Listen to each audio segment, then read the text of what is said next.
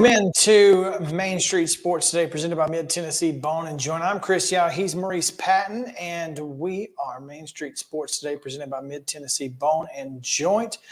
Justin sent you the link there as TREVECCA is getting ready to go live on their Facebook page with a press conference announcing what we talked about last week, the Gulf South. And the week before. And the week before, Gulf South and TREVECCA have teamed up, and they are about to have a press conference. So, Justin, if you could pull that up, we'll try to take that live here in just a second if we can.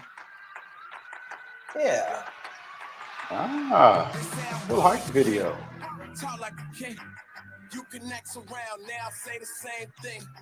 Let's go ahead and mute that for now, Justin, just in case that's audio that we can't use and will get us muted. But yeah, as soon as we get a chance and see what once they go to the podium, we will take that press conference live from TREVECCA and Boone Convention Center. I believe so. So we'll get to that. That will be our top story today. So we'll tell you our top story is brought to you by Piggly Wiggly and Neely's Mill Shopping Center. All of that is coming your way in just a moment. We'll try to get to the rundown a little bit after that.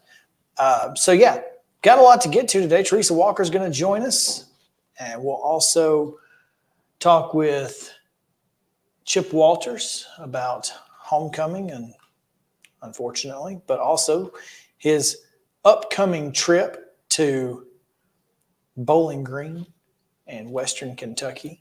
He'll make that dreaded 100-mile drive. Hopefully, the drive back won't be so bad. That is the prayer. Yes, that is the hope. So yeah, a lot going on today, and looking forward to it for sure. So we'll get into our rundown afterwards, as it looks like it's live. So let's take you there now. That deserves a round of applause. Let me thank Dr. Boone and Mark and Greg for putting on a great show for us today. Thank you for letting us participate. Really hard to follow those hype videos. I'm not nearly that exciting, so I'm glad there's people that can do that for you. So remember that if you begin to trail off as I speak to you, how exciting those videos were. Also awesome to see so many student athletes here.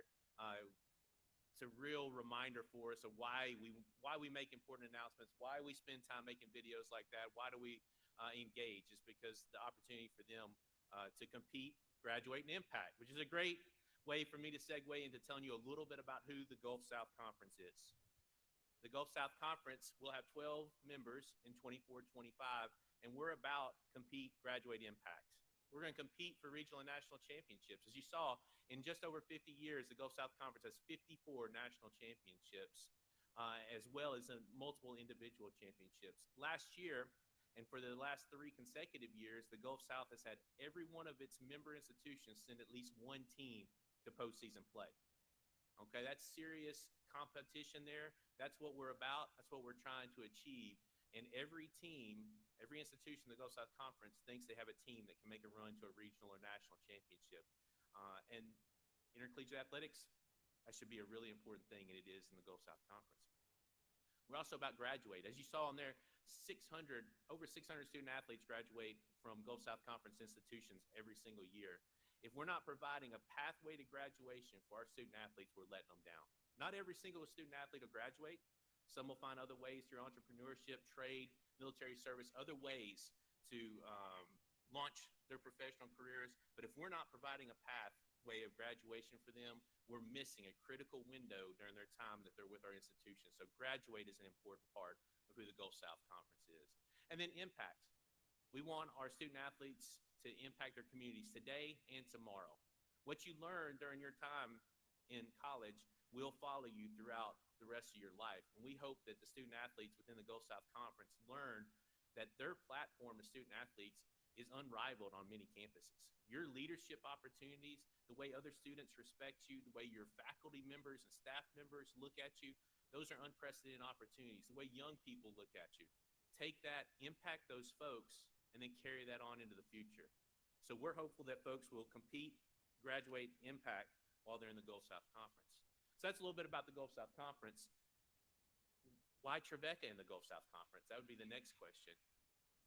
It's a perfect collaboration and a perfect partnership. When you look at what TREVECCA has done as an institution, the vision that Dr. Boone and Mark and others laid out for us, it's clear to see TREVECCA belongs in the Gulf South Conference and has high aspirations for the institution overall and athletics in particular. We're super excited about why that makes sense. The investment that the institution is making, from the amount of personnel and staff and resources they provide for student athletes to have incredible academic and athletic success, from the investment being put into new student housing, into libraries, into campus athletic facilities, shows a clear vision of who TREVECCA wants to be, and it looks a lot like the Gulf South Conference. The location makes great sense. Nashville, Tennessee, obviously a destination city, a great linchpin to the geography that is the Gulf South Conference.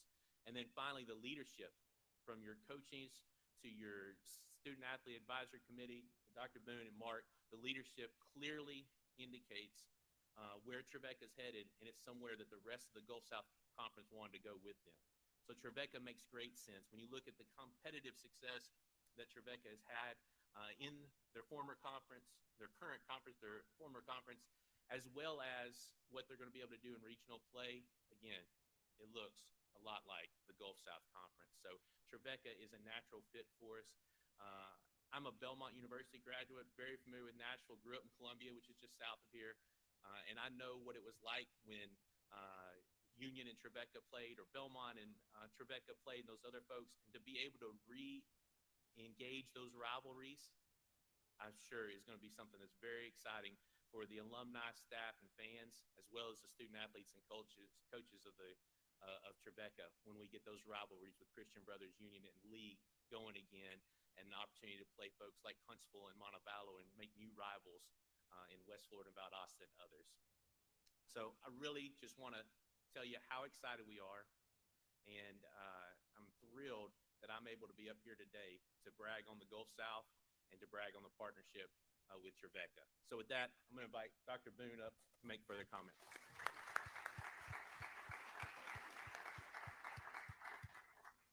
Thank you, Matt. And it's been our joy to work with Matt through this process. I think I owe you just a little bit of the pathway for us to come to this. This is a great moment for us. It's one that Mark and I have actually been talking, praying about for the last couple of years together.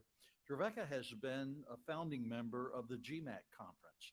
And it was a conference in which we had a great place, great partners, good people.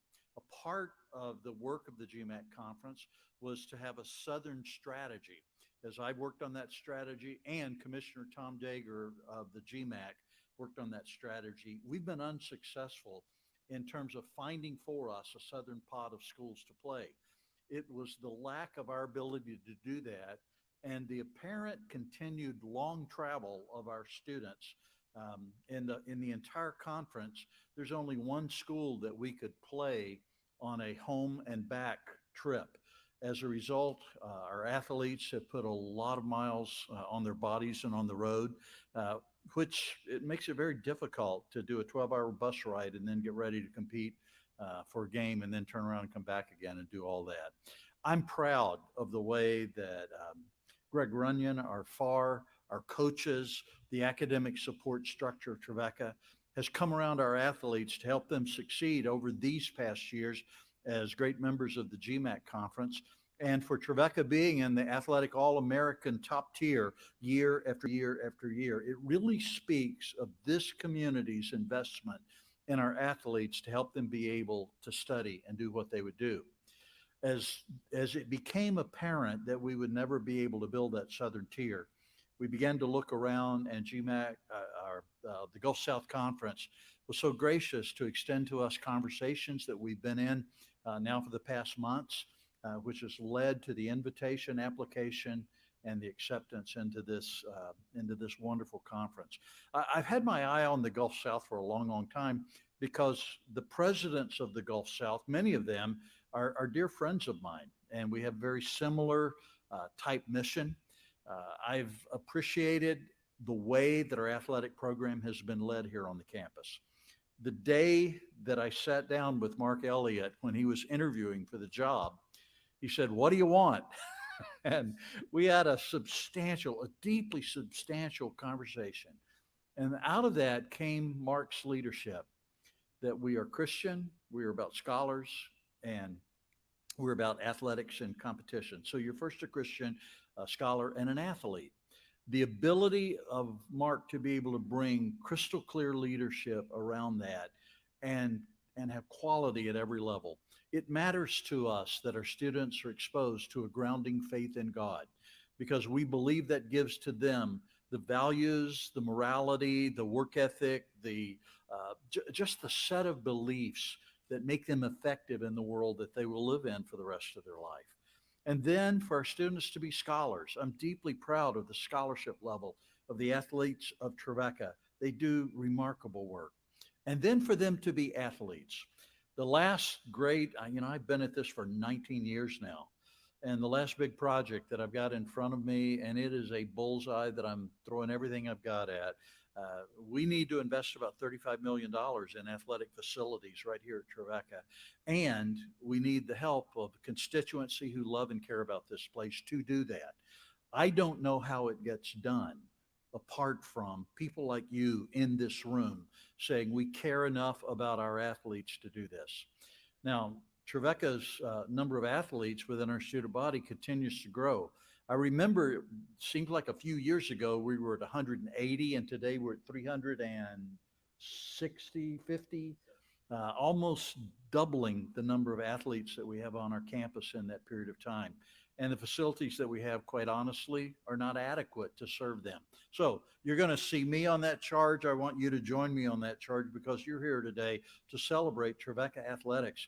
And this is a moment in time that we need the TREVECCA family, the city of Nashville, and all our friends to come around this particular challenge that we have. Now, the renewing of old rivalries is a beautiful piece for me of joining the Gulf South Conference. I grew up as a student and then a pastor here in this place. I grew up watching these kind of rivalries. I can't wait for Christian Brothers to come to town, Union to come, Lee to come to town. And even as our non-conference schedule, we've been playing a lot of the teams in the Gulf South Conference over the past few years. And for us to be able now to have and form those deep conference rivalries again, and unless you think, in a pretty spiteful world that we live in today, the whole idea of having rivalries, you just want to pound their heads in, you want to kill them and everything. My memories of some of our last days in the NAIA here at TREVECCA were that a tornado had ripped through Union University's campus, and the students of TREVECCA collected money just to give to them. And we happened to have a game with Union on a given night. And we were able to present the gift of students of TREVECCA to our sister university. This is the kind of camaraderie that we believe is possible in our world, even on the athletic field of competition. And we want to be those kind of partners. I want the success of the schools of the Gulf South Conference to be of high priority to us. And we'll commit ourselves to that. And we want to be a great partner with them and to them so that we enrich one another. In a conference, the success of one school lifts all schools. And we want to have that kind of partnership within this conference. And I already sense and see how that is the culture of the group of people that we've already begun to deal with. So I want to thank you for coming today. I want to thank you for supporting our athletes in every way. I was given, when I was inaugurated into the TREVECCA presidency by the student body, I was given a guitar. They knew that I liked to play. And I hung that guitar right inside my door so that the first thing I'd see when I walk into my office every day is that guitar hanging there with that plaque on it from the students of TREVECCA. It's my reminder that none of us who work here have jobs apart from the students that we serve. And our primary work is to give students the kind of experience that lifts them into a lifetime of fruitful service and good work and deep character. And we want to be that university, and we're proud to be that university. We believe this new relationship with the Gulf South Conference helps us forge that in ways that are good, and TREVECCA's future is great. So thank you for coming today. And I think, Mark, you're up next. Let me introduce you to one of the finest athletic directors I know from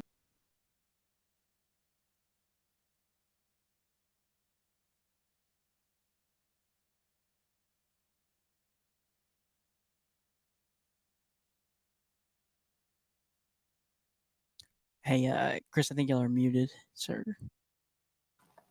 Sorry.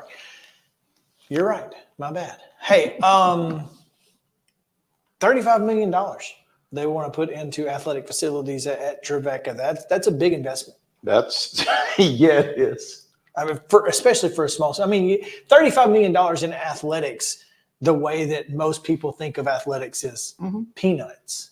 But for a school like TREVECCA, that's a massive. It's incredibly significant. Yeah, it really is. And the fact that they're willing to do that, they're willing to make that type of investment into their athletics programs. I mean, this is a school that has been successful. I mean, they were in the World Series just a couple of years ago. I mean, it has been a successful program. Obviously, the women's basketball team made the tournament this past year under first-year coach Karen Booker. So it makes sense for them. And so I'm excited. I think this is going to be great, and looking forward to getting more information about it. And of course, if you want to see the rest of that press conference, it will be available on their Facebook page on demand. So make sure you can go check it out there.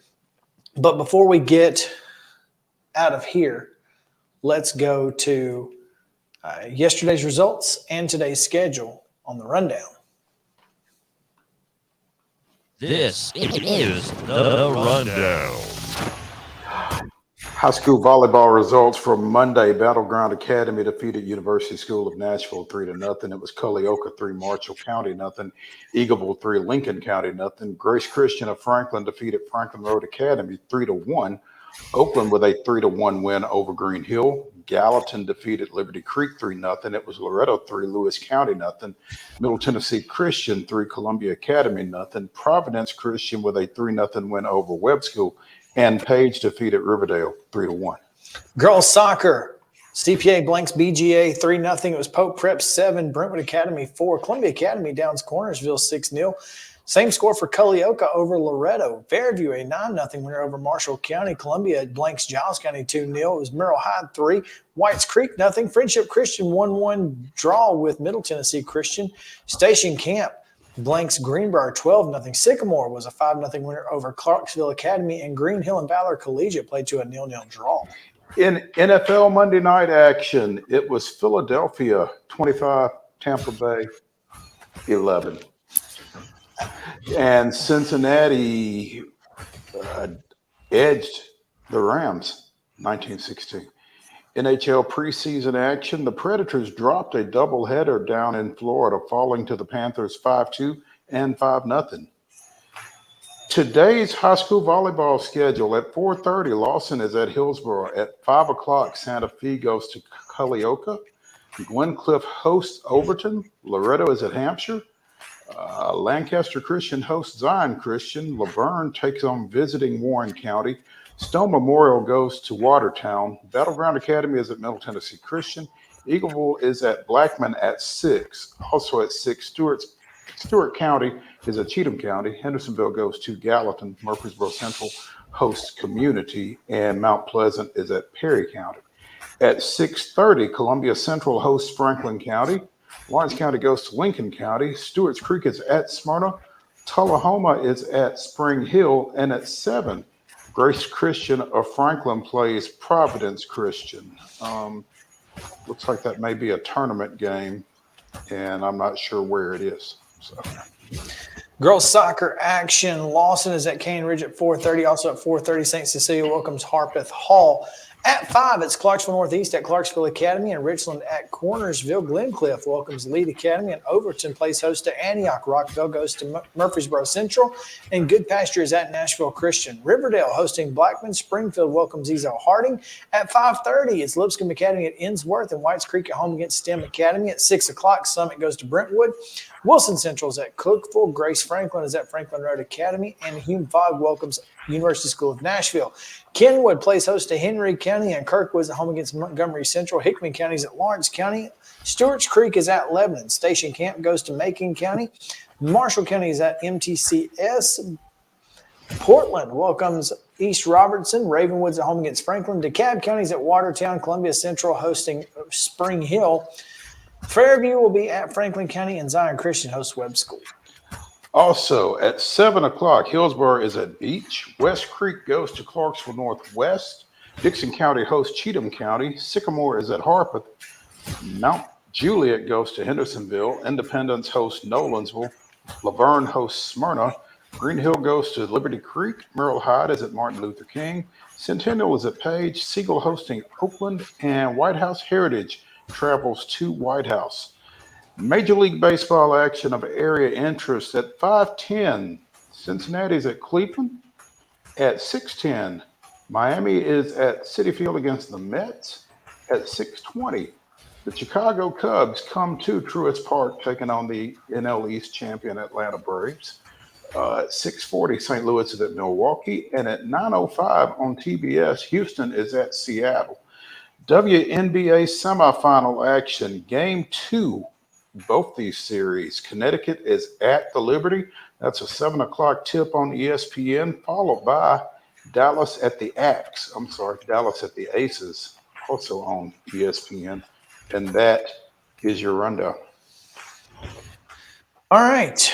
That's the rundown. We've got, again, Teresa Walker set to join us here in just a moment. We've also, of course, at the top of the 3 o'clock hour, got Terry McCormick coming up and Chip Walters right after Terry. So stick around. Plenty to get to right after this on Main Street Sports Today, presented by Mid-Tennessee Bone and Joint.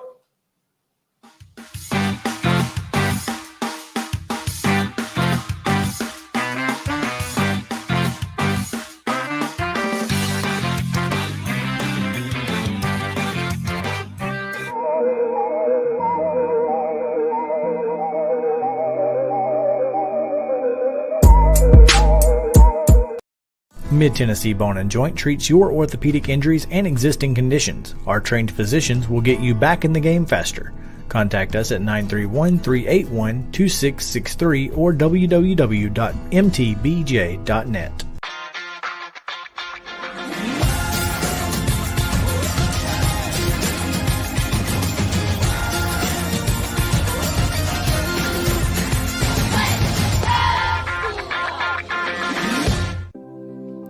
Custom Stone Handler supplies over 600 distributors and suppliers with quality stone products. Along with River Stone, we produce and distribute over 100 building, landscape, and other bulk products. Our goal is to provide quality products, service, and partnerships to ensure our customers' success. We firmly believe that the measure of any person or company is how they treat other people and customers. Give them a call at 931-490-4990 or visit CustomStonehandlers.com. Mockingbird Title and Escrow is an attorney-owned and operated full-service title company in Middle Tennessee. We get your deals closed without worry and fuss. We're a family business that offers the highest level of expertise in our industry when it comes to closing and funding your real estate transactions. And it's a job I really love. I'm passionate about this. I'm enthusiastic about this. I like to think we're pretty well-rounded and can deal with a wide range of needs and a wide range of clients. Call 615-274-8698 today. With Lee Company technology, the best handymen are hands-off. Lee Company techs have been using visual findings and other smart technology tools for years to add transparency and virtually take customers along. You see what we see, whether we're in a crawl space or on a roof. With Lee Company, technology helps us help you, no matter what's happening in the world or at your house. You can't see the sights without the sounds. From the crack of the bat to the roar of the crowd and everything in between, Discover what Hit City has to offer. Spend your nights cheering on the Nashville Sounds at First Horizon Park with giveaways, fireworks shows, theme weekends, and more. Single game tickets are on sale now. Visit NashvilleSounds.com to claim your seat today. Piggly Wiggly, located in Neely's Mill Shopping Center, is Columbia's locally owned and operated Cost Plus 10 grocery store dedicated to serving the community with low prices and smiling faces. Piggly Wiggly offers fresh, hand-cut meats daily as well as daily hot plate lunches from their deli counter. You're certain to see smiling faces and a helping hand when you're here at Piggly Wiggly. Come by and check out our fresh produce, high-quality meats, and more. Down home, down the street, we'll see you at the Pig. Mid-Tennessee Bone and Joint has been the official sports medicine provider for Murray County Schools for more than 40 years. We specialize in orthopedic service, and our Ortho Quick Walk-In Clinic lets you bypass the ER. Visit us online at www.mtbj.net.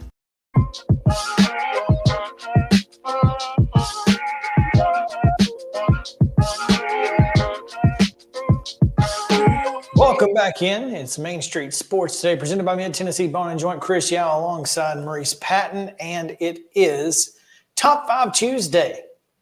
Looking forward to Top 5 most memorable beatdowns in sports You probably history. could have found a better way to put that. That was just yeah, off the top of my head. I but, think it was, but it's exactly what I mean. Blowouts. I mean, in light of what Miami did to Sean Payton and the Denver Broncos over the weekend, who apparently, I don't know if you've seen this meme, but apparently at some point, I guess Sean Payton was doing some NFL analyst work last year for somebody, maybe, I don't know. But allegedly, he made the comment that Tua Tagovailoa would be benched last year. Oops. And he took that personally. Apparently. So, he said, if I get benched, it won't be because I'm playing badly. yeah, How's it'll that? be because I have beaten you to a pulp. That Yeah. is this house. So yeah. But yeah, that was the thought process behind most memorable beatdowns. That's what we're going to go with today. Right now, we're going to go to TERESA Walker, who unfortunately had to watch the entirety of the Titans game over the weekend. We did not have to do such. And we did not. And nor did we. So, TERESA, our condolences. Well, thank you. It did have shades of the Ken Wisenhunt era. There's nothing good about that. Right? I mean, yeah, sorry. I keep trying. I don't have a lighting assistant, so, what can I say? Well, you sent him off to work. I know he's working busy and, and he wouldn't help me anyway. So I had one of those fancy lights and he used it so much himself that it died. So I need to get a new one. Anyway, it felt bad. And the funny thing is this: in the third quarter, I had an instinct. The offense was struggling so mightily that I reached out to a colleague of mine, Josh Dubow. He's based in California, and I call him the stat savant. He knows how to work Pro Football Reference and look up stats. He's a great follow on Twitter if you just love details and if you love to see. Raider fans believe that he absolutely hates their team because he points out,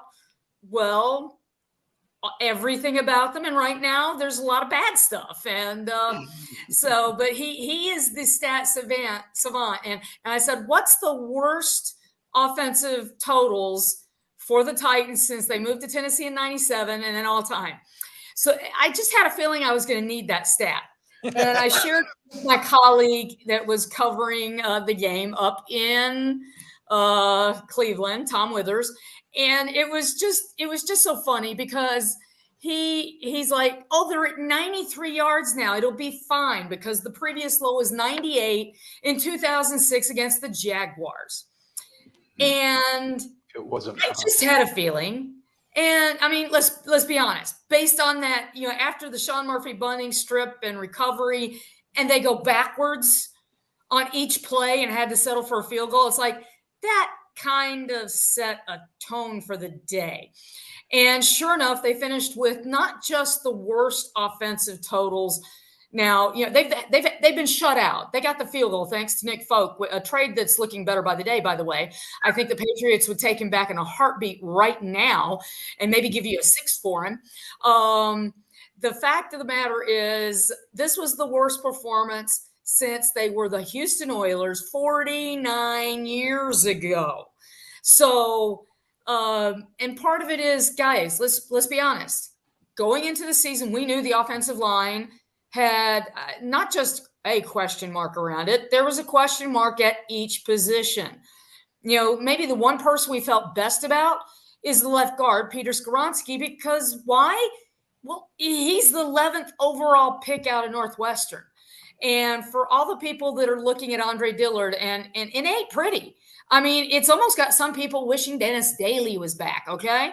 That's how bad he has struggled in these first 3 games. I don't know who those people are, but I saw a couple tweets, and I'm like, really? Okay. But, the work. As many sacks last year as we have this year. And Dennis Daly beat the Cowboys this past weekend. All I'm saying. Josh Dobbs beat the Cowboys this last week. Well, Josh Dobbs had to be upright to do it. Well, that is true. But he's also mobile. Guys, I mean, they tried to chip on Myles Garrett. I mean, the 2 of the sacks that Myles Garrett got out of the 3.5, I mean, 3 of them came against Andre Dillard. And the one to end the first half where they couldn't get any points because they had to use their last timeout because Tyjae Spears couldn't get out of bounds. And you've got to be throwing that ball out of bounds to stop the clock, to save your timeout for a field goal attempt. And it was still a tight game at that point. You needed points out of that possession. And then, I mean, Andre Dillard was hanging all over Myles Garrett to end the first half, and he still managed, while carrying the weight of Andre Dillard, to take down Ryan Tannehill. So when Mike Vrabel was asked yesterday, do you anticipate any changes on the offensive line? I saw some stories and headlines, or at least tweets that said, no plans yet. No, he said he was going to see who's available today. To me, that's saying, let's see how healthy Peter Skoronski is. Maybe there's somebody on the ready list, as they call it, or, and people, Taylor Lewan is not walking through that door. My God, have you not seen the pictures of him? The poor man has lost so much weight. He is the typical NFL offensive lineman when they quit playing. All that extra weight that they need to carry to play in this league, they lose it. He is a lean, mean fight machine. He could be a tight end right now, not a left tackle in the NFL, aside from the fact that he is suing a doctor, Dr. James Andrews, in his clinic over botching his knee surgery. So, new offensive coordinator, new offensive line. Aaron Brewer is the only guy returning from last year, and he moved from left guard to center. It's just and in these 3 games, there's only been one game that they've won that Derrick Henry touched the ball and ran the ball over 20 times, and they won that game. So, but on the other hand, we all saw it Sunday. I mean, Derrick Henry was being tackled right after getting the handoff. So, and some of those guys were coming straight through there. The communication on the offensive line, where there's so many new people, and Dylan Radin's guys, he tore his ACL December 18th, and he's already playing. I mean, he came in the second period of last week's game and helped kind of settle down the offensive line. But, he hasn't worked with Andre Dillard that much. He hasn't worked with Aaron Brewer, at least not in the left guard spot, that much, with Brewer at center. I mean, there's the communication issues seem to be rather exposed, because you had one guy helping on a double team here and somebody coming right through that empty spot, right to Ryan Tannehill or Derrick Henry. Tyjae Spears is fast, and he was tackled behind the line, okay? So they have, when Mike Vrabel answered my question yesterday about how much is fixable, he said a lot, and the way I phrased it was, how much is fixable in a game week? And he said there's a lot that's fixable. And they're going to get a chance to prove it on Sunday against the Cincinnati team that, well, at least they're not coming in 0-3, because the last time they came in to Nashville on a skid, they started a nice long winning streak in Nashville. So we're going to see how much they can fix. And guys, pray that Peter Skoronski just needed a basic appendectomy. There's been some speculation amongst our media corps that maybe his burst, and if you have a burst appendix, you're dealing with trying to make sure that there's no infection, and you're probably on antibiotics. They may have needed a bigger incision. But if it was a simple, okay, this has got to come out, we got to do it now, then, that's laparoscopic. And, we've been talking about when he could return. And I've seen, there have been guys that have returned quickly from an appendectomy, and the Titans certainly could use Peter Skoronski if he's available and clear to practice this week. They could use Skoronski. They could use anybody else. I mean, heck, maybe they could use Lewan. I mean, even in his current state. I don't know at this point. But if the burst was a possibility, the team would know about it, and it likely would have gone on IR. No? Well, IR would cost you 4 games. So the fact that they didn't put him on IR, because they could have made that move on Saturday, right? When they declared him out for the game before the Chargers. So, and then that would have started the clock immediately. Right. So that to me is also it's a great point, Chris, because otherwise, if now some people are speculating maybe he's back next week against Indianapolis, and that's 2.5 weeks. So he's been out about 10 days, because he appeared on the injury report the Friday before the Chargers game with an illness. And, the procedure, as Mike Vrabel called it when he was asked if he had an appendectomy, happened on Saturday afternoon, apparently. Now, is that noon, 6 o'clock? I mean, let's face it, afternoon can spread over a wide range of periods, 6 hours for minimum. So all of that matters. So, and guys, I'll say this, at the NFL level, they're monitoring these guys, especially the starters. Okay. So it's not simply he wakes up, his tummy's hurting, he calls in and says, hey, I can't make it today. They're keeping tabs on their starters, one, because they have to update the injury report, and they have team doctors that are literally paid to help keep an eye on these guys. So that's why I lean toward the idea that they could tell from an elevated white blood cell count, things like this. And guys, I speak as someone who's had an appendectomy. You can monitor these things and then realize, okay, it's go time. It's got to come out. So, and we'll learn a whole lot more tomorrow when we see the open period of practice, when we're in the locker room before that, if we see Peter, if we see him on the field, and if he isn't, communication better get cleaned up, and guys better figure out how to protect a little bit, because Trey Hendrickson showed he knows the way to the quarterback last night, if you were watching the Bengals game against the Rams. TERESA. No. What does Vegas know that we don't know? Because the Titans were a 1.5 favorite yesterday. I don't know if that line has moved following last night's outcome or not, but what I saw is it has moved, and it's moved in the Bengals' favor. I think I saw a tweet this morning that maybe it has the reason they saw Joe Burrow take the field with a calf injury and play the way he needed to play with a sore calf and get a win. So that's what makes me, and combined with the Titans coming off an absolutely horrific offensive performance against the defense, guys, that has given up 6 points in 3 games, and the Titans got 3 of those points. Okay. Now the problem is the Titans offense, to say it's anemic, they've scored 3 touchdowns, and they all came against the Chargers. Okay. Thank God they added Nick Folk, because he's made every kick he's attempted. And, let's be honest, dating back to 2019, that was not a given. So that's it. I mean, when I was looking in my analysis for things that were good and looking at what's working for this team, special teams. Mason Kinsey stepped in at punt returner for Kieris Jackson, and he had a 13-yard return. He fair caught a punt. Ryan Stonehouse, thank God. I mean, the guy with the amazing hang time is now figuring out how to angle punts. Mm-hmm. He had 3 that went out of bounds out of the 7. Now there were 2 touchbacks, and that's an area that if once he gets to the point where that ball maybe takes a Craig Hentrick, Brett Kern like sideways turn at the 1, then he's going to be an all-pro punter. But you can see the improvement in his game every single week in his second season.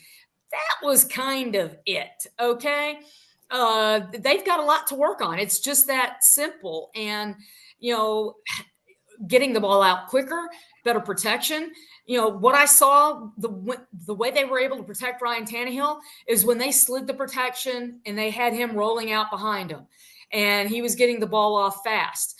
But there were just times where when he's dropping back, a straight drop back, they're just getting to him too fast. And Jason Hotailing that's an area that has to be topic number 1 in the offensive line meeting room this week. And as we got to talk to Chris Moore yesterday, and I'm trying to Amani Hooker, and the message Sunday was, and through this week, is it's a long season. So for the Titan fans that are absolutely panicking right now, and there were people wanting Mike Vrabel fired the last couple of days, and I'm like, walk off of the ledge, people. Get back inside the building. Calm down. This man has won 50 games in his first 5 seasons, okay? You've gone to the playoffs with him 3 times, and in the other 2 seasons, you literally had a playoff berth on the line in the regular season finale, and you lost those games simply and literally because your quarterback was hurt and couldn't start the game. So calm down. It's early, and they play in the AFC South. So just, come on. Be, RELAX, to paraphrase a quarterback in New York that's on IR. Yeah. Teresa Walker of the Associated Press joining us here on Main Street Sports Today, presented by Mid-Tennessee Bone and Joint. There, to your point, the last point that you were making, there are a lot of places and a lot of people that I would look to replace before I look to replace Mike Vrabel. And it kind of goes back to the Bill Parcells comment years ago about, cooking the dinner, but not being able to shop for the food. There's only so much you can do with what you've got on hand in a lot of places. And you and I kind of emailed or texted or something about this. The issues with this roster are not issues that could be addressed in one off season. So, I mean, I don't even know that you can judge Rand Carthon on what's on the field right now. I completely agree. And that's the thing. Think about how many people that they had to cut to clear salary cap space, okay? Taylor Lewan, Ben Jones, Nate Javis was allowed to leave as a free agent, and he's with the Chicago Bears. How's that working out for the Bears right now, okay? The Titans are tied with the Bears in having allowed 13 sacks. And going into last night's games, I think Washington was maybe the only team that had allowed more sacks in the NFL. So, and so there was a lot of dead weight, injured guys. I mean, have we forgotten this is the franchise that led the league in each of the last 2 seasons in players used because of injuries? There are 24 new players on this roster, 6 of them through the draft. Now, he was able to bring in Azeez Al-Shaair with him from San Francisco, Daniel Brunskill as free agents, and those huge additions. I mean, Daniel Brunskill is absolutely a pro and a huge help on that right side of the line. But do you know who's starting at right tackle beside him? not Nicholas Petit-Frere, the guy who was a second-round pick out of Ohio State last year, because he is sitting out a 6-game suspension for gambling. Now, he is back in the building, okay? So this is one thing that could help him when he is available. The first time that he could be available to rejoin this line and get back on the field, October 29th against the Falcons. Okay. He is able to attend meetings. He's able to work out in the building. He cannot practice. He cannot attend games, but at least that will ease the reentry period, if so to say. So, but Chris Hubbard is a guy that they signed after training camp started. So, and he's a guy that they are leaning on at right tackle. And Andre Dillard, that 3-year deal, calm down, people. There is an out after the second season. And with the cap space they've got available next year, and right now it's third most in the NFL, that might be somebody that gets cut if he doesn't show improvement sooner rather than later, because you know, as we often talked about last year with Dennis Daly, that you could put a traffic cone out there. Andre Dillard is in that area as we speak, unless he shows some improvement. And guys, this is a man who was the first-round pick in 2019 by the Philadelphia Eagles. So the Titans aren't the only team that saw something and see the tools there to be an NFL left tackle. Well, whatever they're seeing, I would like to begin seeing it soon. That's all I'm asking. Just show me some signs. I need to see some signs, because as ace of base, right? Signs, I don't see any signs. There are no signs. Teresa, thank you for taking time with us today. We hope that you have had a wonderful start to your week, and the back half is just as good. Knock on wood. Let's put it this way. There's a lot of games in the state of Tennessee this week, so I've got to get back to the wood pile and keep chopping. Keep chopping wood, T. We'll catch up with you. I'll get some better lighting for next time. It's perfect. We're going to hold you to that. See ya. All right, let's take a break. Baseball.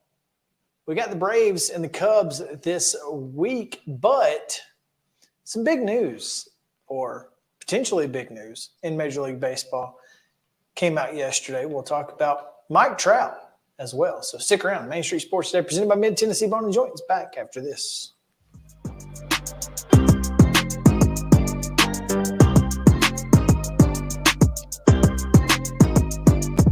Mid-Tennessee Bone & Joint treats your orthopedic injuries and existing conditions. Our trained physicians will get you back in the game faster. Contact us at 931-381-2663 or www.mtbj.net. With Lee Company technology, the best handymen are hands-off. Lee Company techs have been using visual findings and other smart technology tools for years to add transparency and virtually take customers along. You see what we see, whether we're in a crawl space or on a roof. With Lee Company, technology helps us help you, no matter what's happening in the world or at your house.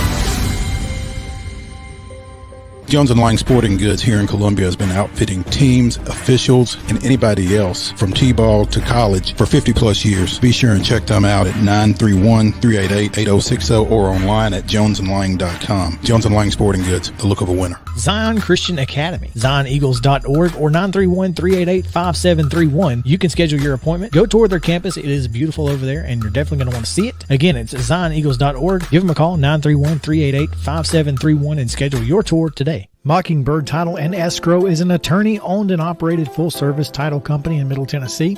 We get your deals closed without worry and fuss.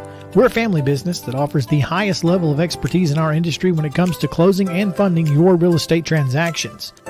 And it's a job I really love. I'm passionate about this. I'm enthusiastic about this. I like to think we're pretty well rounded and can deal with a wide range of needs and a wide range of clients. Call 615-274-8698 today. Mid-Tennessee Bone & Joint has been the official sports medicine provider for Murray County Schools for more than 40 years. We specialize in orthopedic service, and our Ortho Quick Walk-In Clinic lets you bypass the ER. Visit us online at www.mtbj.net.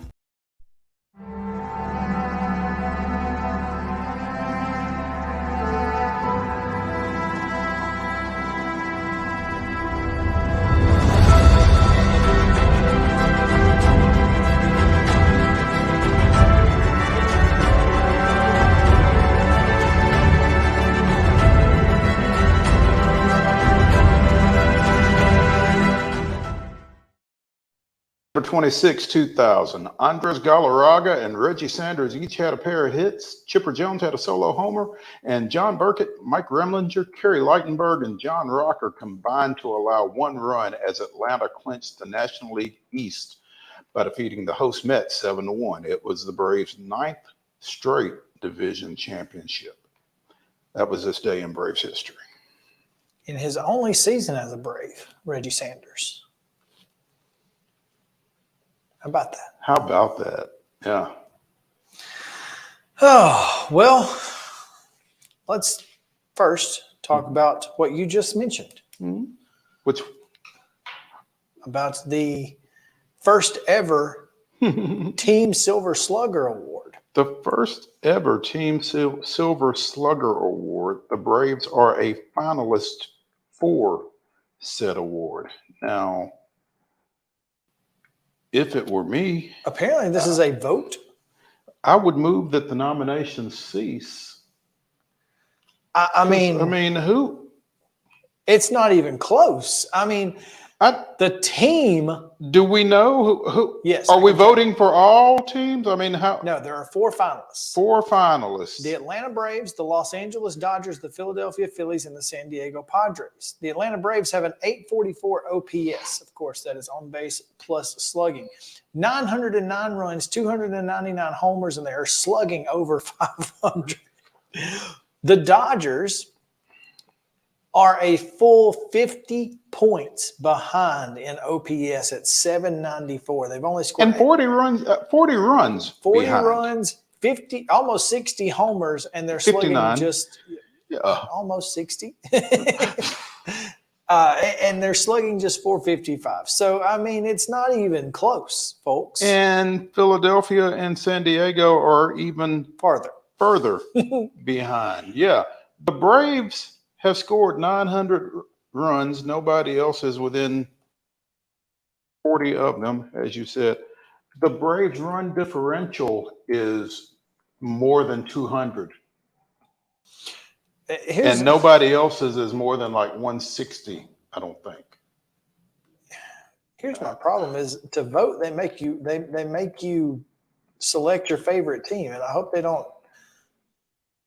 penalize you for selecting voting for your favorite team. Yeah, even just because your favorite team is most deserving. Yeah. Wait a minute, you're ineligible to complete this form. What did I do? I've been blocked from the MLB. I got theories, but I'll hang on to them. What do you mean I'm ineligible? Hold on. In the American League, the finalists are Houston, Seattle, Tampa Bay, and Texas. So, man, I'm gonna have to print my screen and go share this on the Twitters. The Twitters. This is ridiculous. What do you mean I'm ineligible? Hold on. Word got out about you, y'all. Clearly. Yeah. Sorry, your favorite team is the Braves. You pick the Braves, you can't vote. Yeah, that's it. Oh man. Well, yeah, I mean, this is apparently a fan voted award. One, clearly the Braves have great fan voting. Just look at the All-Star starting. Well, I don't know though, man, because baseball is just a deal. That's what I've heard. Yeah, I don't see this. I don't see this going well for anyone else. At least the other side. Someone said no Orioles on this list. No respect. Well, I mean they aren't.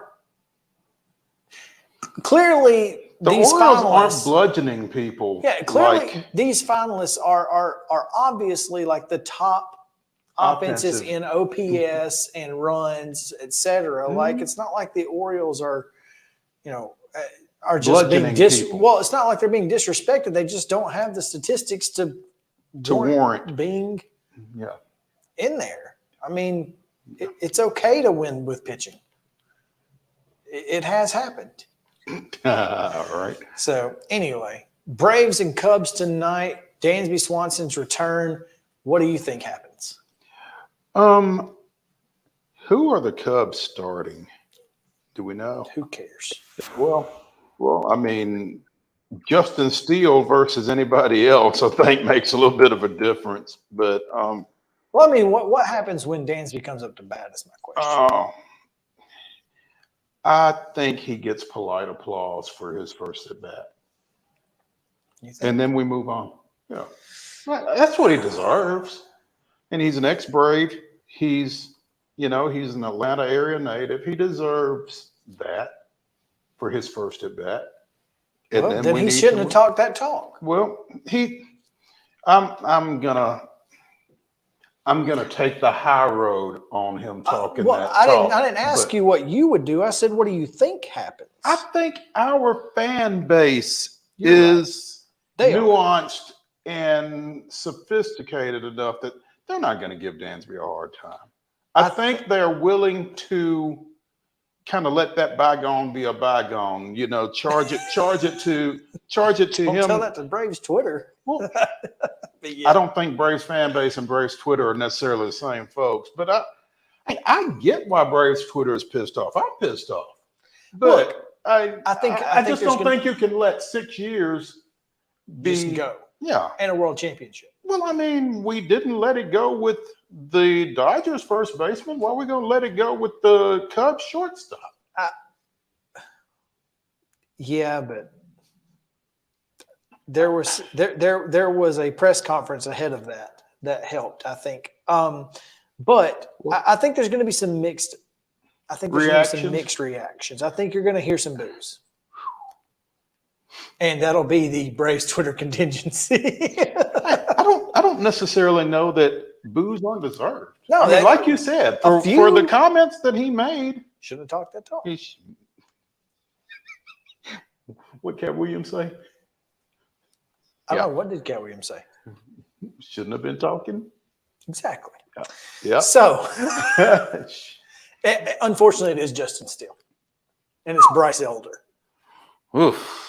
That could be tough. It could be, but I mean, I feel like Elder's got the ability to navigate this lineup. He's got the ability. Had the right. Yeah, exactly. To remain silent. I did not have the ability. Acuna, Albies, Riley. Olsen, Ozuna, Arcia. MH2. What? Hold on. I'm on MLB.com and I'm reading this. It says Arcia, OR. Do we have another Arcia on the team that starts with O? Like everybody else, there's nothing after Arcia, Albies. OB. What the? So there's Albies, Olsen, Ozuna, and Pilar. None of those have first, and Acuna doesn't have a first initial. Riley has even though Acuna has a brother. Yeah, so Riley has an A, Arcia has an OR, and Harris has an M, and Murphy has an S. This is wild. As opposed to D, Murphy or Dale. Yes. So I'm sorry, that just kind of blew my mind. Like, what? Anyway, Arcia in the 6th spot, MH2 batting 7th, Sean Murphy and Kevin Pilar in left. Sean Murphy, who has been dreadful for about 2 months, is still hitting 258 with 21 home runs. Well, and did you see the video of the 21st? Yeah, it was a blast. But I just thought that he hit a broken bat home run. I just think it's funny that a guy who has been basically absent for 2 months, is still hitting nearly 260 with 21 homers and almost 70 RBIs. He was a house of fire before the All-Star break, which is how he made the All-Star team. Exactly. So, all right. Well, we don't have time, but just FYI, the Angels are considering a trade of Mike Trout if he wants to leave. And I'm curious if he would want to leave. I mean, obviously. Why would he not? Well, it's LA. He's been there for 13 years? But you know, he's been there 13 years and they've done nothing. He's a New Jersey native. You know, they're not going to be very exactly. He's been in New Jersey. Now he's in LA. Why would I go anywhere else? There's a lot of other places between New Jersey and California that he could go and have some success. like his teammate But does he Shohei want to? Ohtani is going to. Does he want to leave LA? I'm just saying, like, I get it. It's where you've always played. Your home is there. You don't want to have to deal with all of the things that revolve around living somewhere in a city that you don't necessarily want to be in. Just to win a championship. Is it worth it? It just depends. I don't know that Mike Trout is an LA kind of guy, though. I don't know. I'm just saying he signed a 10-year deal. So I don't know. I was just curious. How that worked. Yeah, I was just throwing it out there. I don't know. Maybe he doesn't want to leave. Maybe he does. I don't know. So let's take a break real quick. Titans update right after this.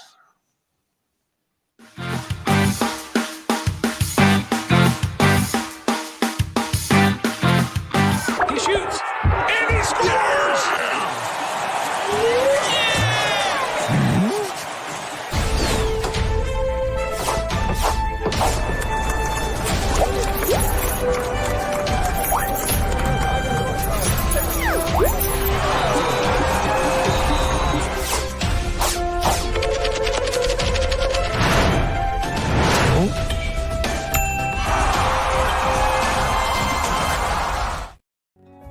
Since 1975, Mid-Tennessee Bone and Joint Clinic has treated the orthopedic needs of Middle Tennessee residents.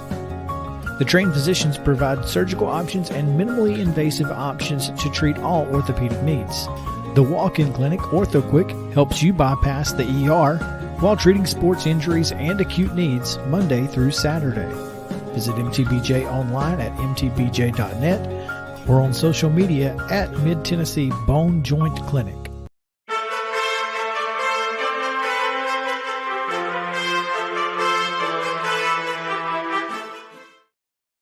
It is time now for there it is, the Titan Insider, Titans update. Zen Sports. What's up?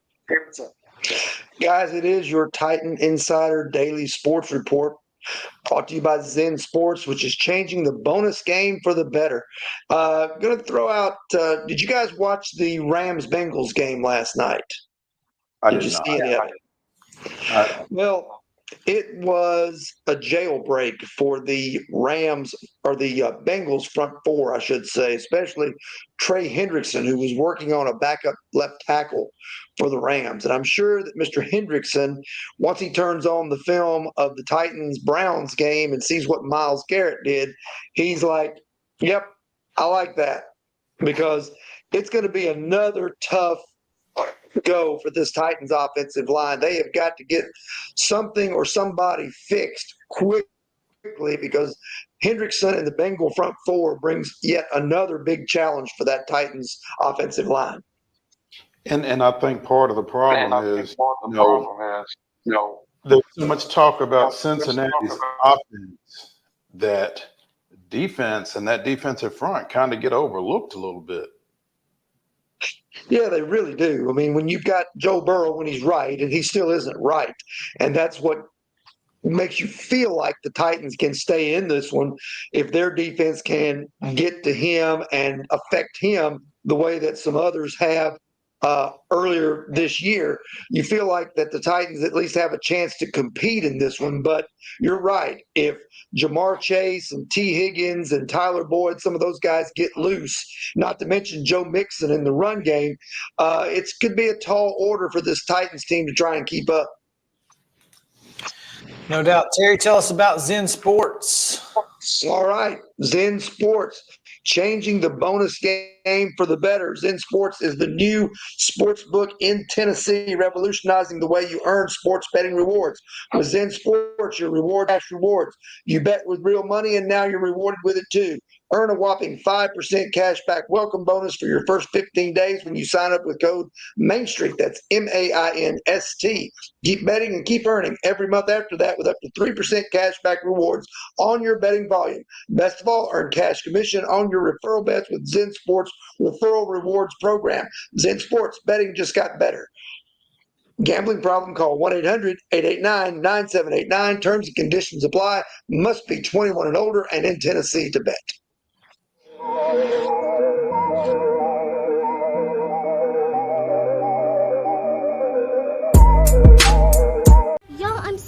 right now. They have a dragon here. I saw it. No, they don't. There's no such thing as dragons. I swear, I saw it. It had huge claws. Get out of here. It had eyes as big as the moon. Come on, I'll show you. Wait up.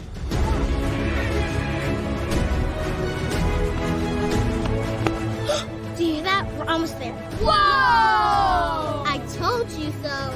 That is a dragon. This is Chris Yao with Main Street Sports Today. Every show, Mo Patton and I welcome friends from all across the sports landscape, from high school coaches and reporters to national, college, and pro sports personalities. You never know who might stop by for a chat. She's on Thinking Out Loud, presented by Regions, and Out of Pocket with Alyssa Lang. It is, in fact, Alyssa Lang. I'm a little nervous. I'm going to lower the bar for guests now. Oh, no. Apologies in advance. It sounds like SEC Commissioner Greg Sankey. You got that radio voice. I do. It's a good sound. Thanks for radio, too. As do we. And then here's the other thing. You guys, you're spot on with the name. Everybody wants to be on Main Street. Everybody wants to be on Main Street. So, and we reach every main street in Middle Tennessee, Coach. Yeah, that's it. So Perfect. when you are on Main Street and you are moving, you gotta love it. Like you're moving. I was impressed. I'm glad someone.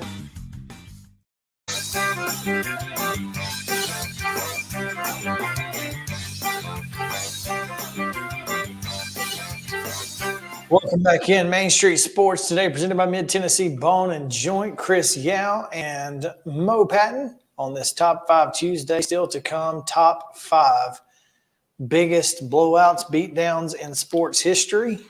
Should be fun.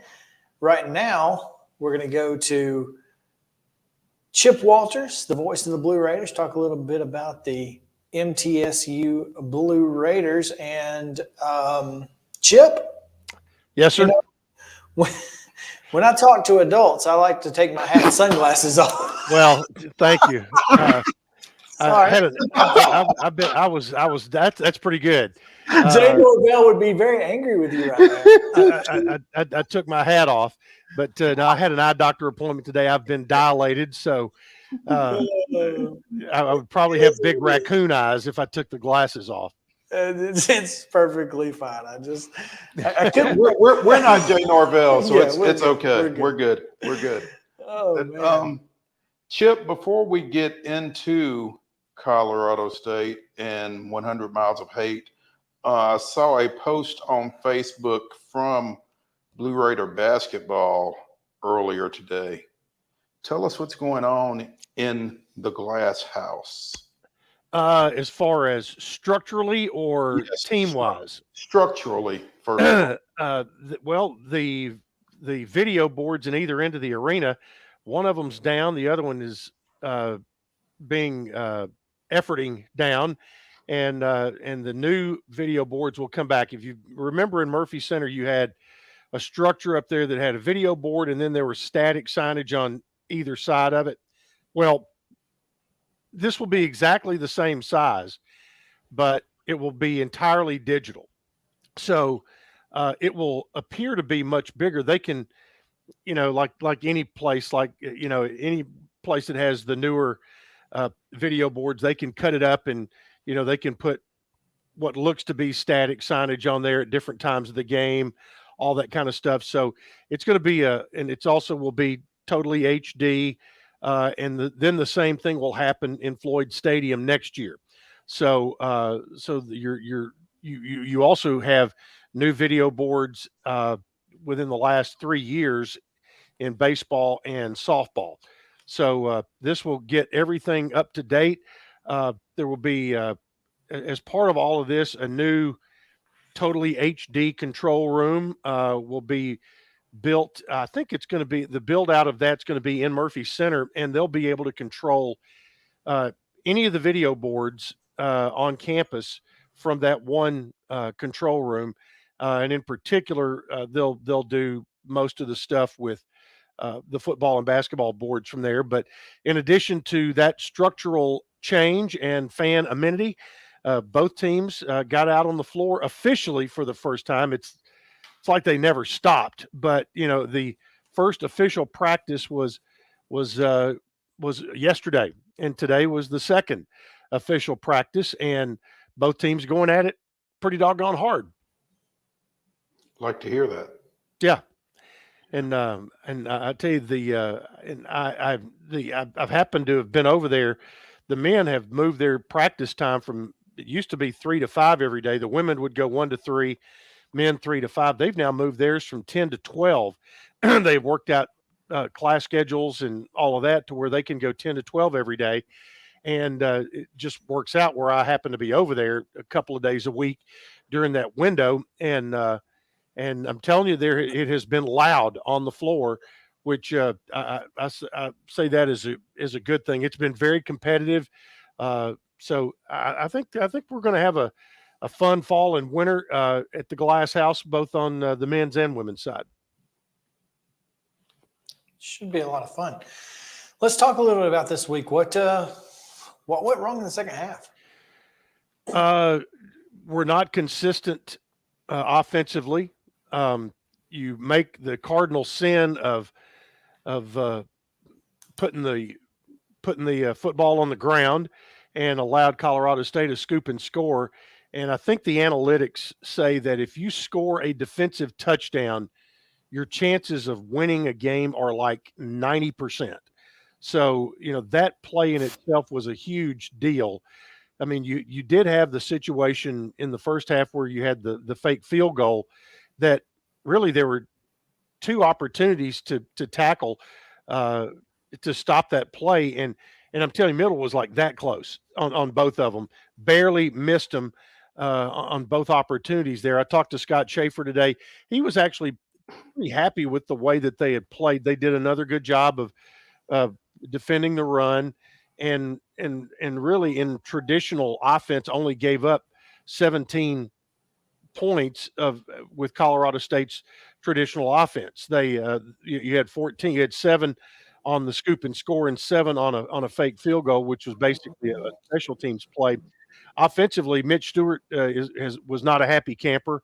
He Middle had 6. Well, we talked about it last week. Middle had 12 penalties in the game against Murray State, and talked about needing to clean that up. Well, at halftime they had 6, so they were well on their way, but did not commit another penalty in the entire second half. But the ones in the first half were drive killers. Again, you had 2 holding calls that on third downs that just put you in horrible spots. And but they kind of cut down on the number of receivers they used, which that was not necessarily that was planned. And they did get Frank Pizant back, which he and Flip Cradle and Jacale Middlebrook was a nice 1-2-3 punch in the run game, and for the second week in a row, 150 plus in rushing. So I think that's something that can travel this week going to Western Kentucky, because that was part of the recipe that Troy had last week. Is they played keep away, and Western's offense was only on the field 20 minutes, while Troy's offense had the football for nearly 40 minutes.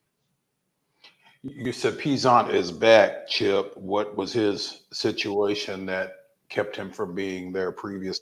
I'm not sure. He was banged up, probably the traditional either upper or lower body injury. I'm not sure which one it was, but I'm sure it was one of the 2. But he had missed the Murray State game and but was back. I'm kind of think it may be in upper, maybe a shoulder or something. But I think he got back out. I think a little quicker than they expected, and was productive. But Flip Cradle has been a really nice addition. The Northern Illinois transfer, not only in the run game but in the pass game as well. It is time to take the trip 100 miles from Murfreesboro to Bowling Green on Thursday. Yes. Sorry. This is the beginning as of the Conference USA play starts their midweek games. And so what's it been like since Saturday? What's your life been like? Hectic. And, other than getting your eyes dilated. Yeah, other than getting my eyes dilated not today. making it easier.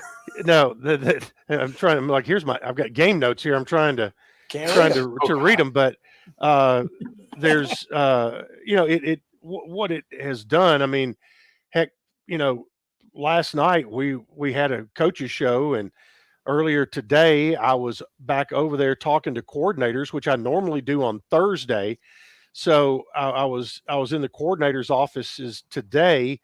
They were on their conference calls with CBS at about the same time.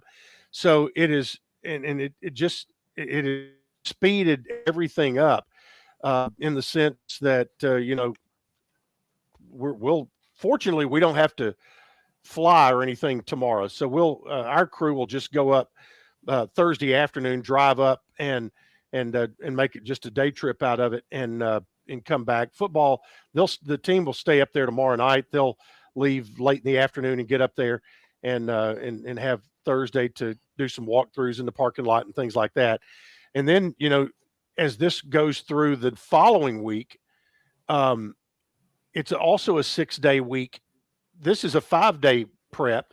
Next week is a 6-day prep because we play on Wednesday. And that means that my normal Thursday will come on Monday. And then the following week after that's another 6-day week because we play on Tuesday, meaning that my Thursday will happen on Sunday. And on those back-to-back Tuesday games, we're actually going to record Coach Stockstill's radio shows on the previous Friday and still air them on Monday night at the normal time. But yeah, we've had to make some adjustments to preparation schedules and what all we're trying to do. But, this week you've got Conference USA games on Thursday and Friday. Next week, Wednesday and Thursday. The following 2 weeks, or the following 3 weeks actually, all on Tuesday and Wednesday. So this is a 5-week deal going up. Middle will play in the first 4 of these weeks, and then we'll have that 5th week off, and then not play again until November the 4th. I guess, Chip, the good thing, for you individually anyway, is, again, it's Western, and then it's home against Jacksonville State and Louisiana Tech before you have to travel to Liberty, right, which I would assume would be on a Monday night at that point for the Tuesday game against Liberty. So that's correct. We have the only long trip we have. It is a 7-day prep for that one, which is good. But Coach Stockstill he has read chapter and verse that starting this past Saturday with the homecoming game, that Middle plays 5 games in 25 days, and so the big concern for he and every coach in the league is, let's say, fortunately Middle I don't think got anybody hurt in a major way on Saturday, but had you done that and somebody needed 6 days to get back, well, they'd miss a game. Or let's say you get somebody hurt in practice today, well, they're liable to miss 2 games in a span of 7 days. So that in recovery, I mean, certain things like the ice tub, those kind of things after practice are not optional this week. They are mandatory because they want to be able to do everything they can to help speed up just the general recovery period following a football game.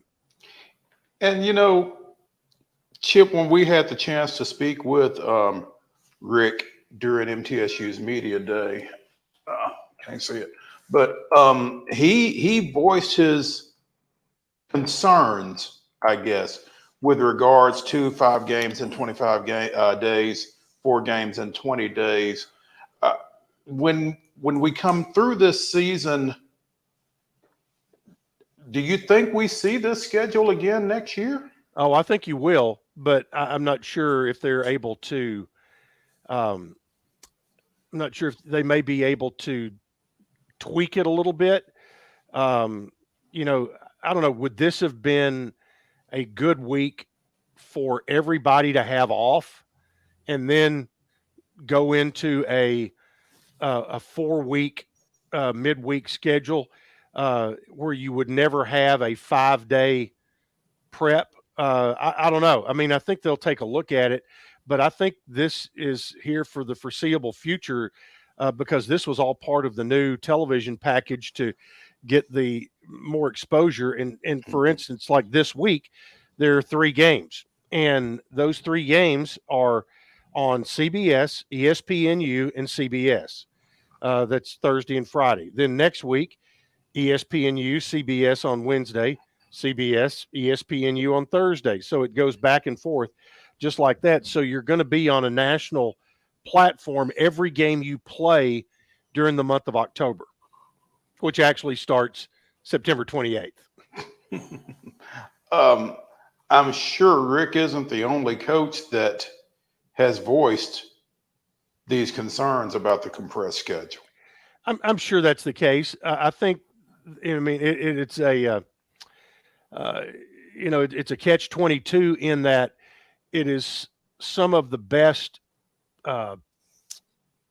overall exposure for Conference USA football in a concentrated period of time that we've had in 10 years, maybe something like that. So there's that. And then you have to balance that with the prep and all of that. So, I don't know. It's like, for instance, after this week, Western Kentucky will play, I think, a normal 7-day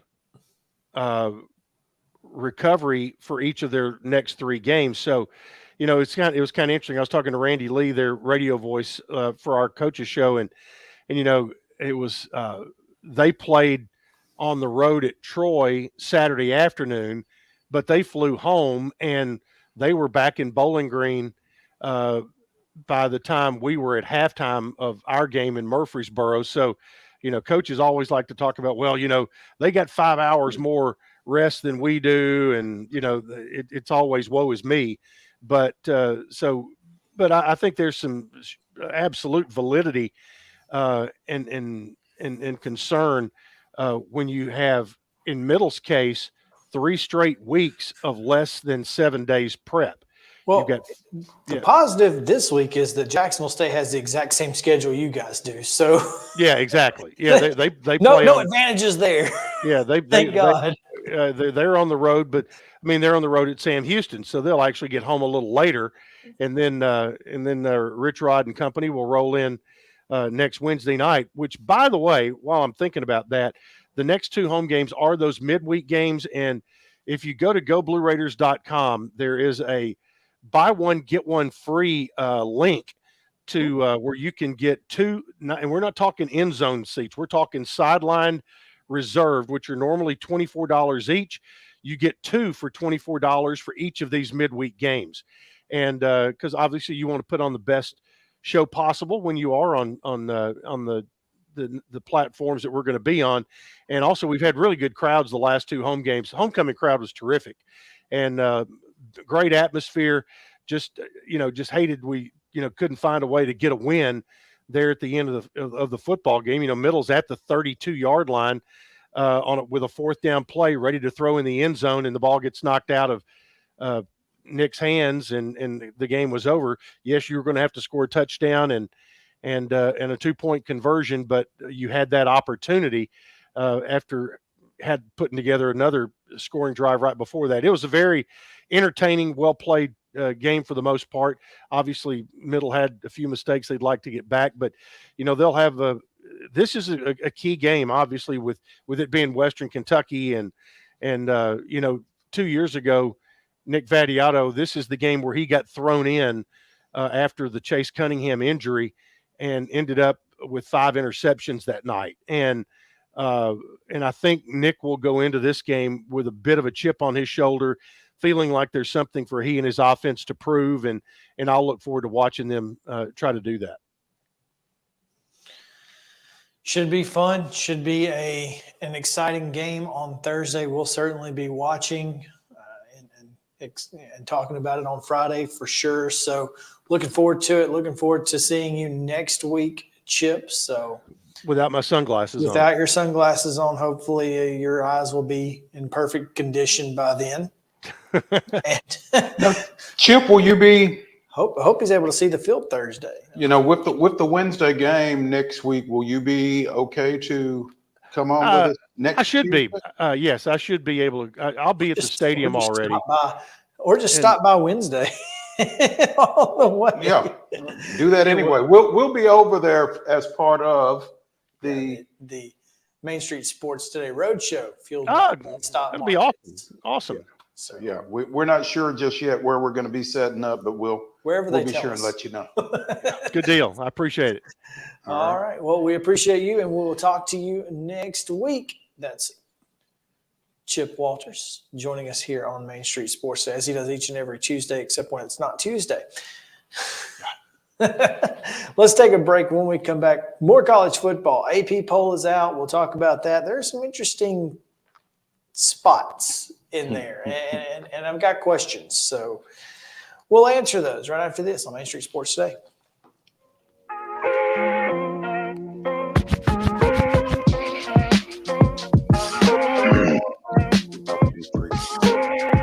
Mid-Tennessee Bone and Joint treats your orthopedic injuries and existing conditions. Our trained physicians will get you back in the game faster. Contact us at 931-381-2663 or www.mtbj.net.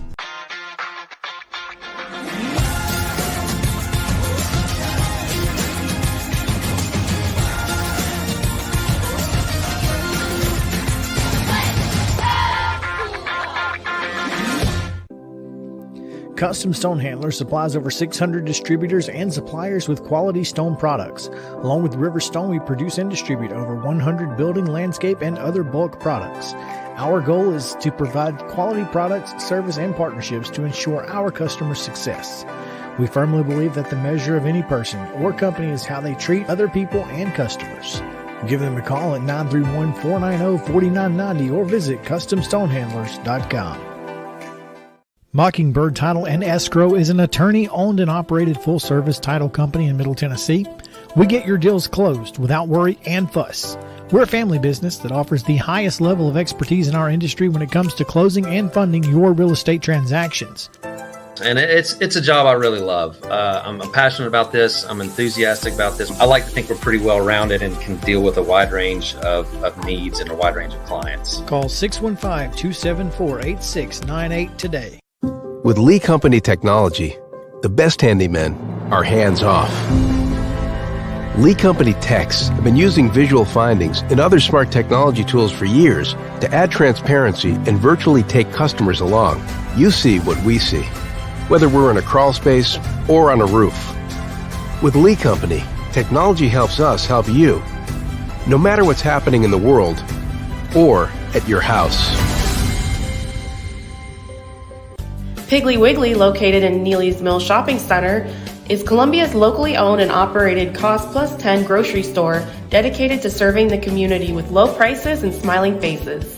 Piggly Wiggly offers fresh, hand-cut meats daily, as well as daily hot plate lunches from their deli counter. You're certain to see smiling faces and a helping hand when you're here at Piggly Wiggly. Come by and check out our fresh produce, high-quality meats, and more. Down home, down the street, we'll see you at the Pig. Mid-Tennessee Bone and Joint has been the official sports medicine provider for Maury County Schools for more than 40 years. We specialize in orthopedic service, and our Ortho Quick Walk-In Clinic lets you bypass the ER. Visit us online at www.mtbj.net.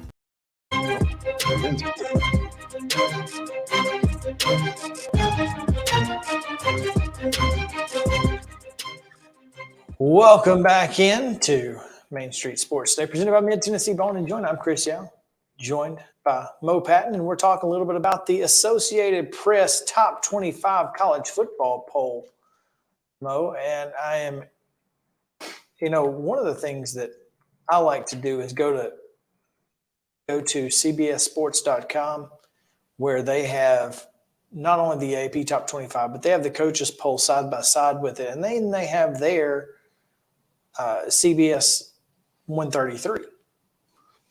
And so, as CBS Sports is pretty handy. Yeah, it really is. It's a fantastic website, and I love checking it out. But I'm curious here because The AP top 25, we'll just give you the top 10 real quick. Georgia, Michigan, Texas, Ohio State, Florida State, Penn State, Washington, USC, Oregon, and Utah. Now, I gave you the top 10 because I have a question. What has Utah done that has them ranked 7 spots higher than Duke?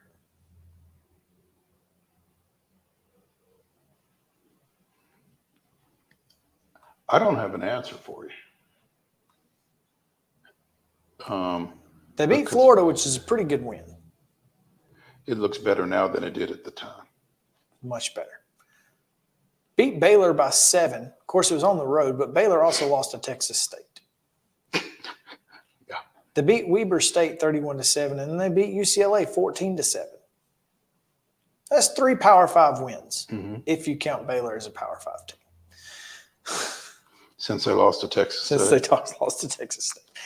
Duke only has 2 Power 5 wins, and and one of them is Northwestern, if you count them as Power 5 right now, without their coach. Who are their other 2 wins against? UConn and Clemson. Now, none of them have been close. Hold up. Duke has beaten who?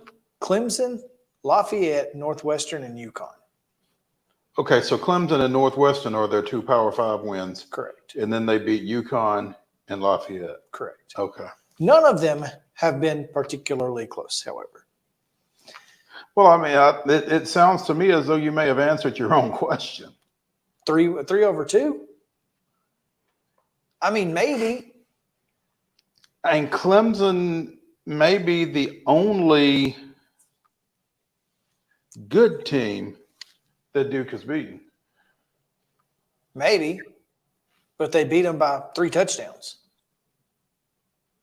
At home. And I think this is just another point that preseason polls skew in-season rankings.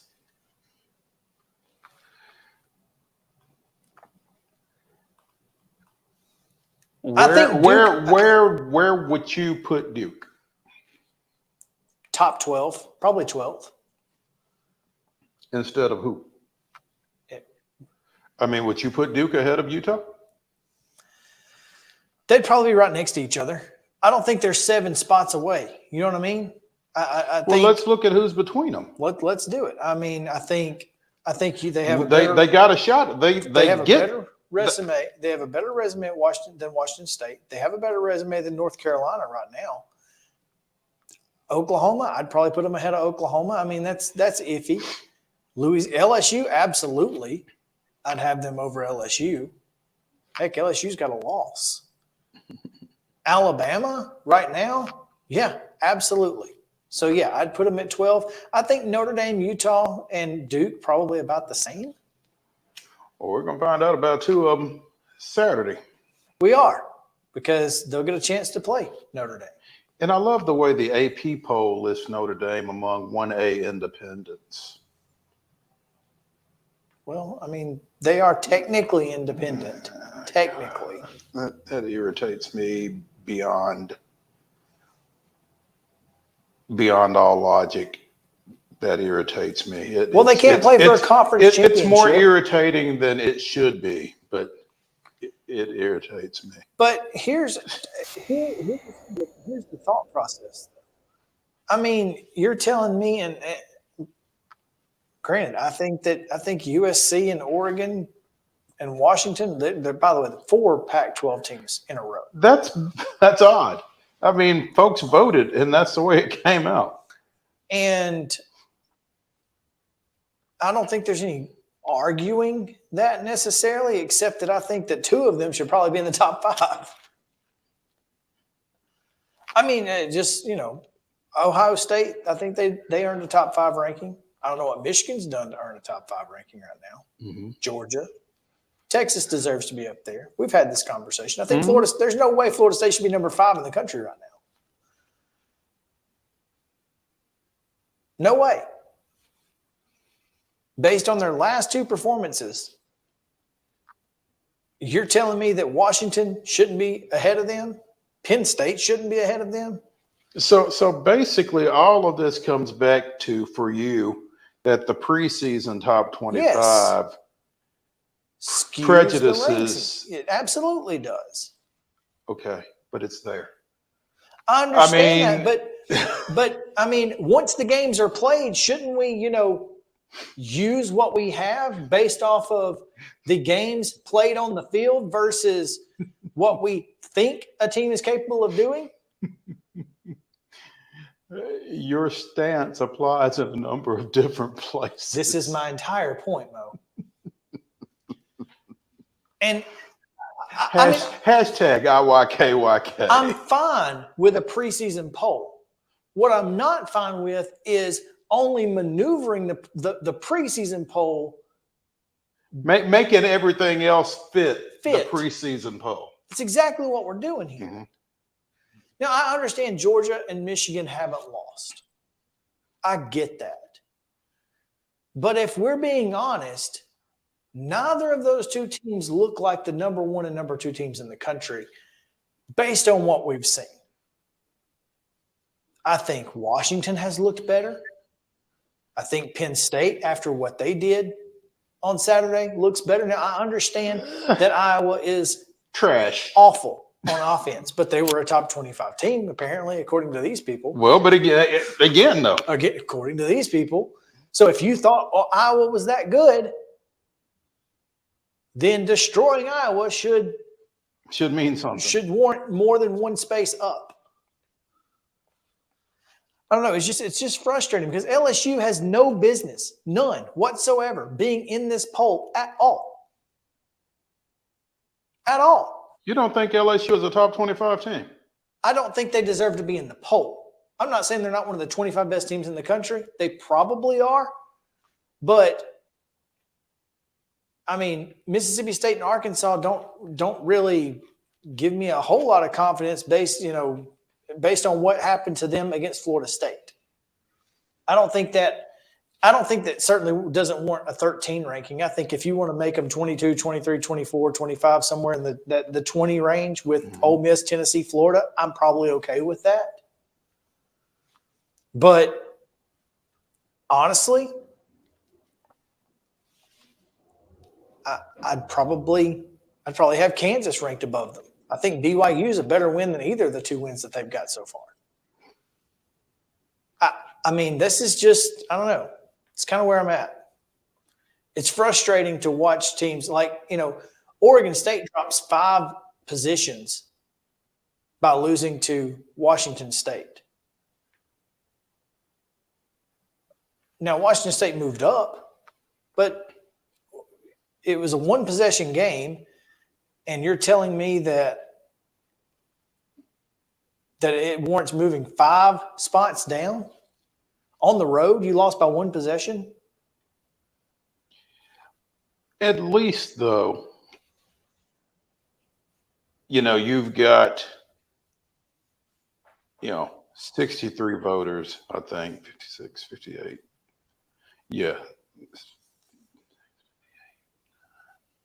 Yeah, 63 voters. So you've got a number of different approaches to the vote that are giving you this, what it is we're looking at on the screen. But we're still looking at Tennessee ahead of Florida. How that happens, I don't know. I have no idea how that happens. That happens because clearly a number of voters did not watch the game. Or a number of voters said, well, it's Gainesville and Tennessee just can't win there no matter what. Someone sold their soul to the devil. That's all I got. I mean, that's the only logical explanation. I mean, Florida's not going to win. They're probably going to win 7-8 games. Well, and the thing is, I don't think Florida is better than Tennessee. Florida beat Tennessee. Florida was better than Tennessee that night. Absolutely. And it sounds stupid for me to say I don't think Florida is better than Tennessee, but I truly don't. But if I think Florida played over their heads and Tennessee played terribly. Awful. Which, I mean, Florida played over its head last year in the Tennessee game. Oh, it shouldn't have been in that game. Did you see that Ricky Pearsall yes, catch insane, that I insane, sent you? insane. Maybe the greatest catch I've ever seen. Ever. Not just this year, ever. I don't know how he did it.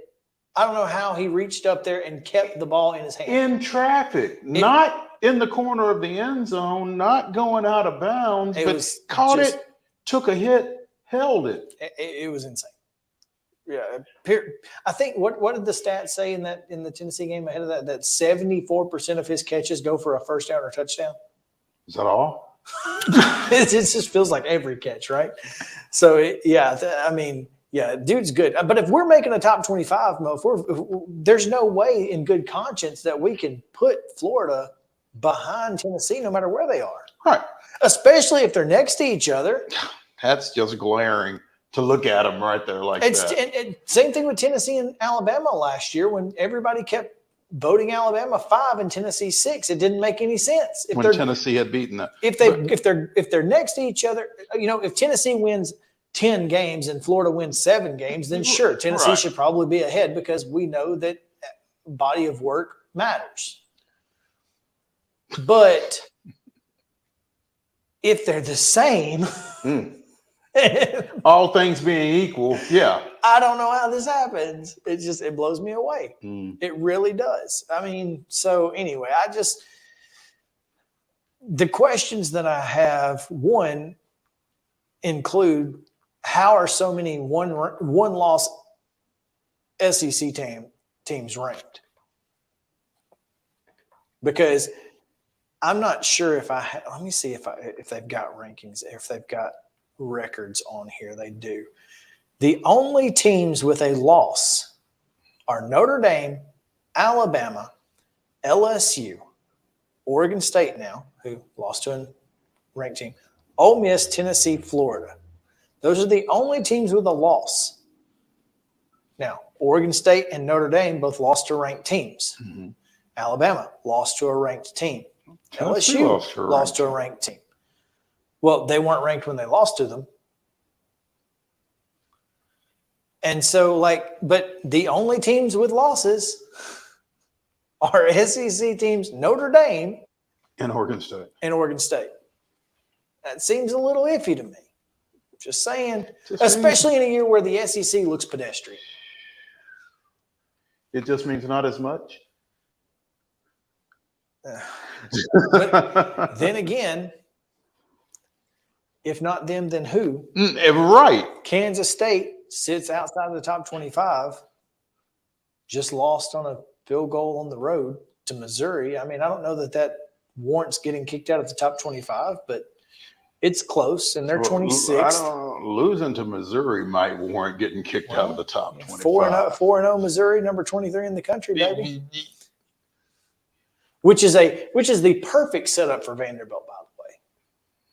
They got to come to Vanderbilt this weekend. And as bad as Vanderbilt has been at times this year, they're still capable of sneaking up on somebody, and probably more so this year than last year.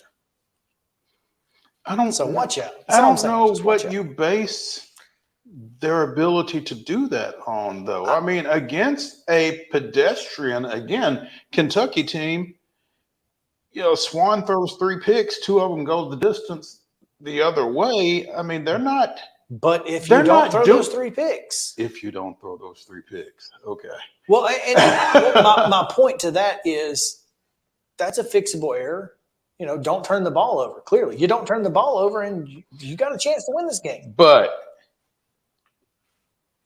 A.J. Swan is of a mindset, I would imagine, that I've got to try to make some plays in the passing game because we can't run the ball. We have no running game.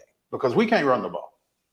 Sure. So I'm just saying that make better decisions. Don't try to force it, and you don't throw 2 pick sixes, and they're right in that game.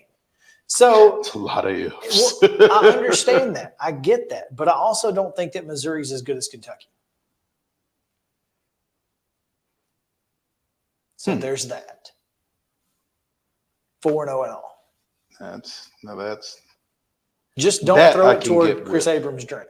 Just don't throw it in his direction. Wherever he's at, throw it the other way. Because he's coming down. Because he's gonna get it. Yeah. And he can take it. So just don't throw it towards him, AJ. But I mean, I'm just saying. But Vanderbilt's they've got to play better defensively, and obviously they've got to take care of the ball, and they've got to try to come up with a running game, and they got to do all that against the number 23 team in the country. I will say this. I'm glad that Missouri and Fresno State and Kansas are in the top 25. I think they are 23, 24, and 25 because they were nowhere near the top 25 in the preseason. If there weren't a preseason poll, would Missouri, Kansas, and Fresno State be higher? 18th, 19th, 20th? Would they, I don't know. Would Miami be at 18? Based on what they've done? I mean, they did beat A&M, but outside of that, how big a deal is beating A&M? Outside of that, Miami, Ohio, Bethune-Cookman, and Temple.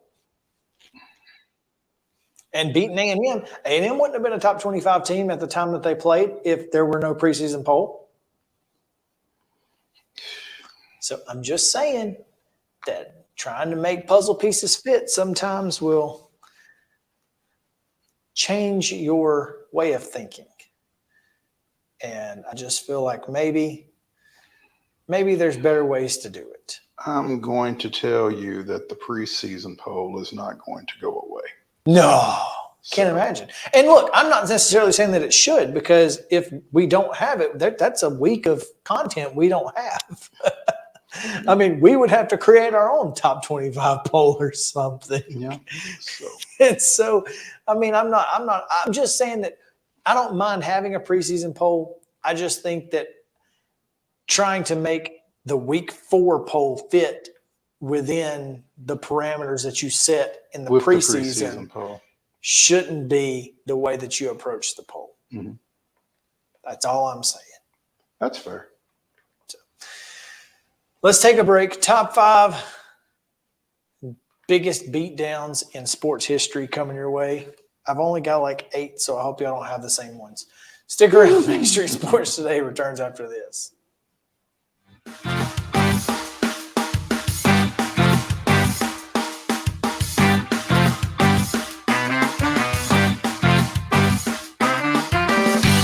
Mid-Tennessee Bone and Joint treats your orthopedic injuries and existing conditions. Our trained physicians will get you back in the game faster. Contact us at 931-381-2663 or www.mtbj.net. With Lee Company technology, the best handymen are hands-off.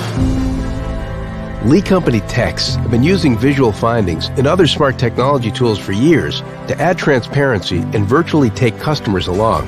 You see what we see, whether we're in a crawl space or on a roof.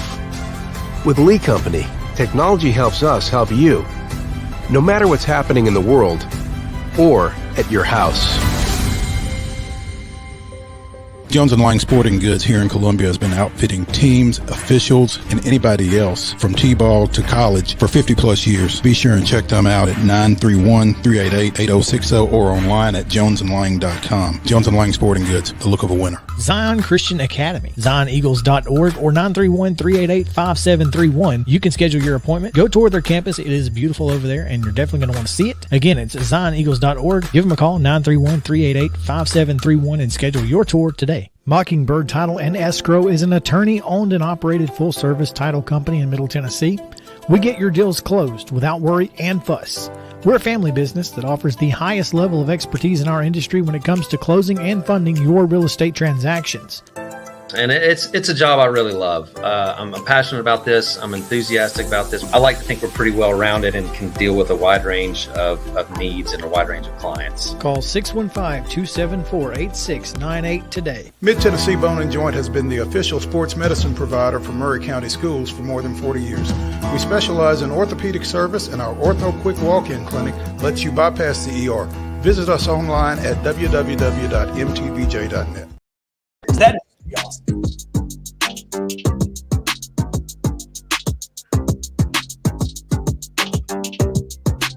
All right, it is Top 5 Tuesday, brought to you by our friends at Mid-South 5 Fitness. Make sure to go see Thalas Steele and the fine folks at Mid-South 5 Fitness. at Steel Athletes on Instagram, STEEL Athletes, and steelathletes.com. Let's talk about it. The top 5 worst beatdowns in sports history. Justin is going to be number 1 today. Justin gets to go first. Mo, you'll be number 3. So I'll be number 2. All right, then. So are these like biggest blowouts or like games that were upsets? No, these are beatdowns. Beatdowns. Like These blowouts. Yes. The other. Okay. Yeah. Like, like 70 like 70 to 20. Yeah. Okay. Okay, so I have 2 then. Go first.